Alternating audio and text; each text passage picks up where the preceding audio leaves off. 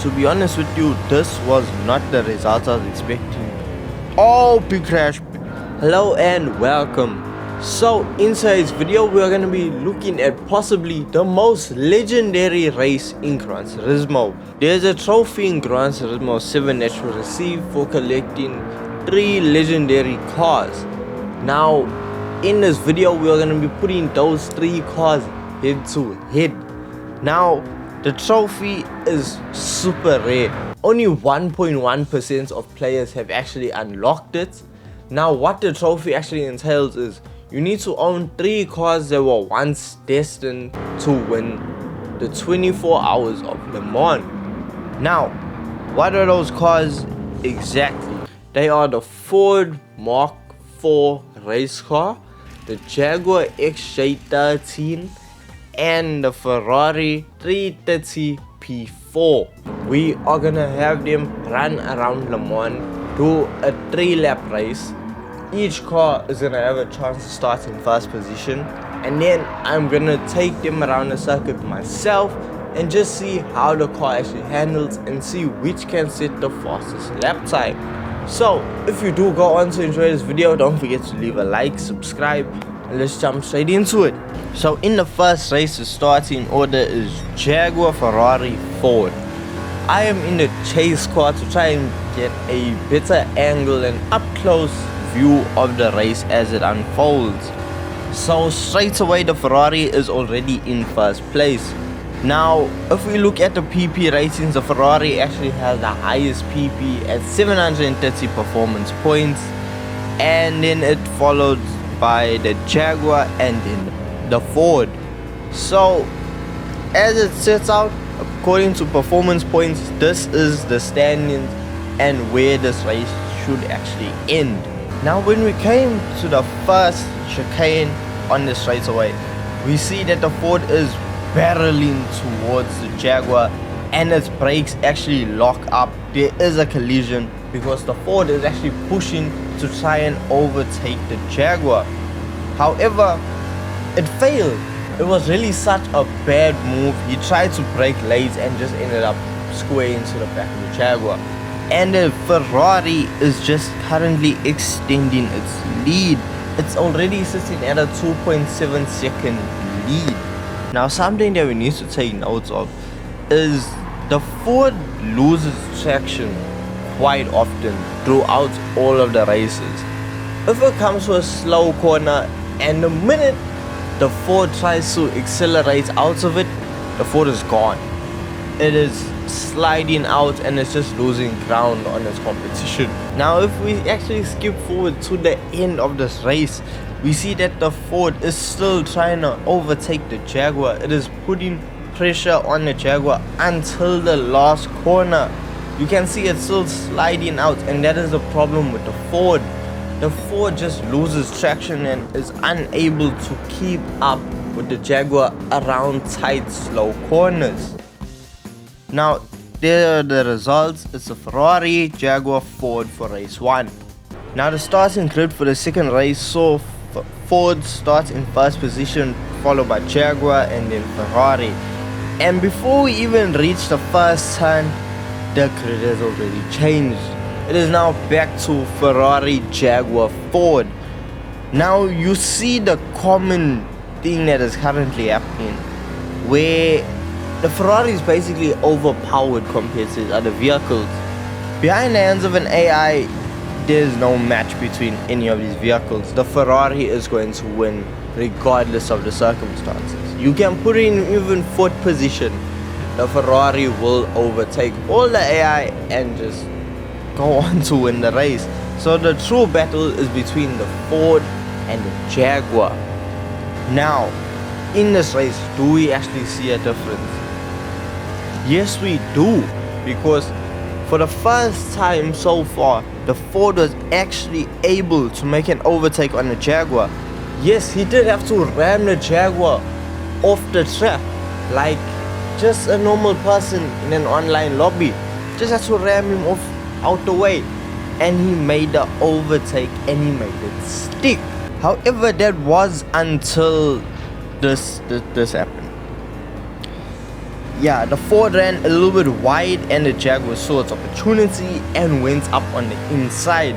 So when it comes to handling, the Jaguar just has a little bit more capability than the Ford. The Ford does have power on the other hand, and the circuit does have a lot more turns than it does straights.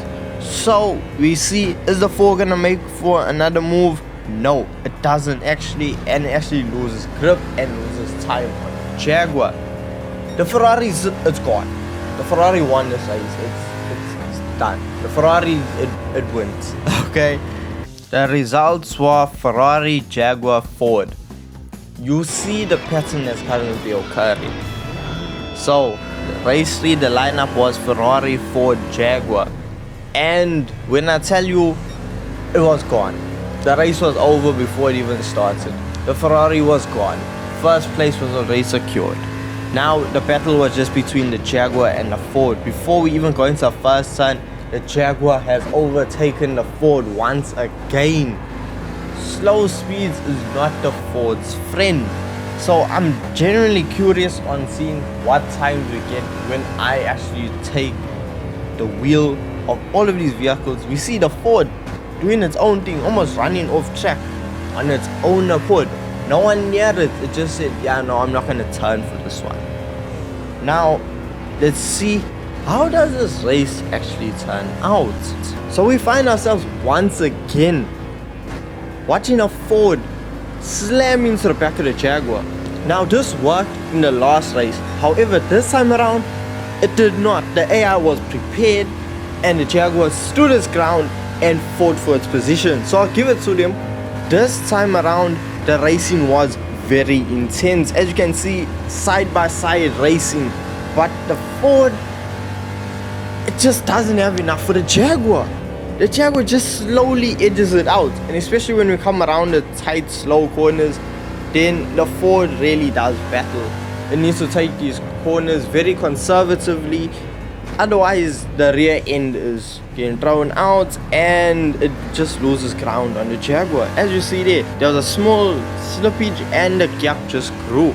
And the results were the same yet again, with it being Ferrari, Jaguar, then Ford. If anything, the results are very consistent. Now this is with AI being behind the wheel of this vehicle. Will there be a difference if a human pilots them? Now we are currently behind the wheel of the Ferrari 330p4. Now this vehicle, honestly, it dominated when the AI was in control. Now let's see, can it do the same with me behind the wheel? First thing I want to say, this vehicle is so good. Around the corners, it is so planted. There's a little bit of slippage which makes the car feel very lively, exciting to drive. And you love to see that. It handles like a modern sports car, a modern supercar in fact. The car is so well balanced, it is just incredible to drive. Now, fun fact, this vehicle actually never went on to win the 24 hours of Le Mans. I know. Now, it placed second, if I'm not mistaken, and it won a whole lot of different races, but it never got the crowning victory. It didn't get that first place at the 24 hours of Le Mans. Now on the straightaway, we are actually able to hit over 300 kilometers per hour. This car was made in 1967. So doing 300 kilometers an hour back then was kind of a big deal. And one thing, this Ferrari sounds incredible. Just listen to this.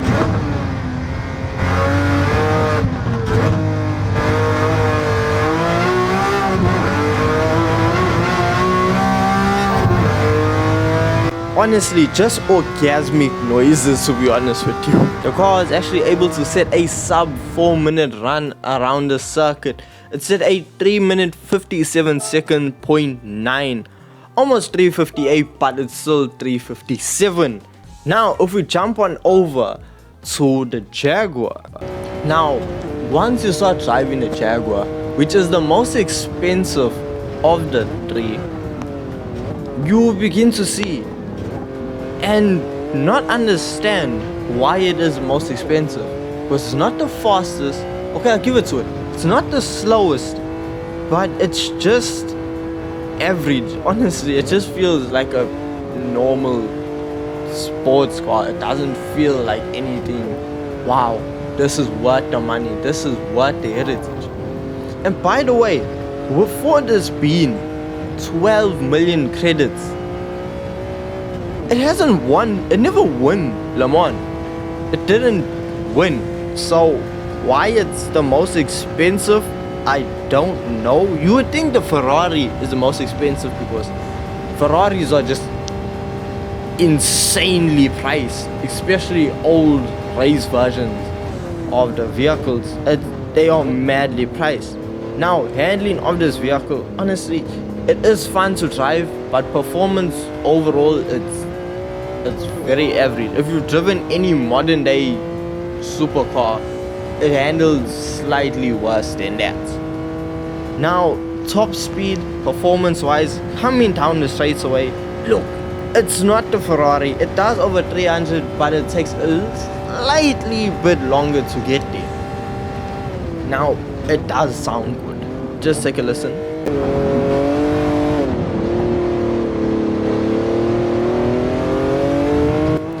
That's a good sounding car, so I'll give it to it. That's one plus side. Is it worth 12 million for a good sound and a slightly above average handling? Not really. So the Jag actually crosses the line with a 3-minute 59-second. It just barely made it into having a under 4-minute run.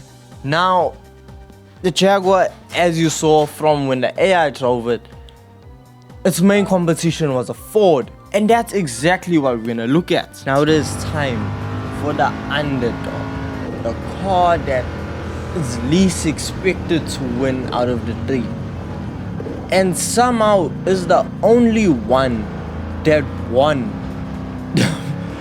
the 24 hours of Le Mans. I know this vehicle is the one that won, the one that is the cheapest, somehow the slowest out of the three of them, and yet it's the only one that actually won the event. I don't know how that makes any sense, but that's the truth of it. Now, the handling of this vehicle is a bit questionable, as you saw when the AI drove it. If you get on the power a little bit too soon when you come out of the corner, then the back end will slide out and you're gonna need to fight it. But that's just the part of driving an old race car, you know, that fun, that excitement. However, it does make you really slow around circuits. Yeah, there is that. Now, straight line performance. It's Ford, American.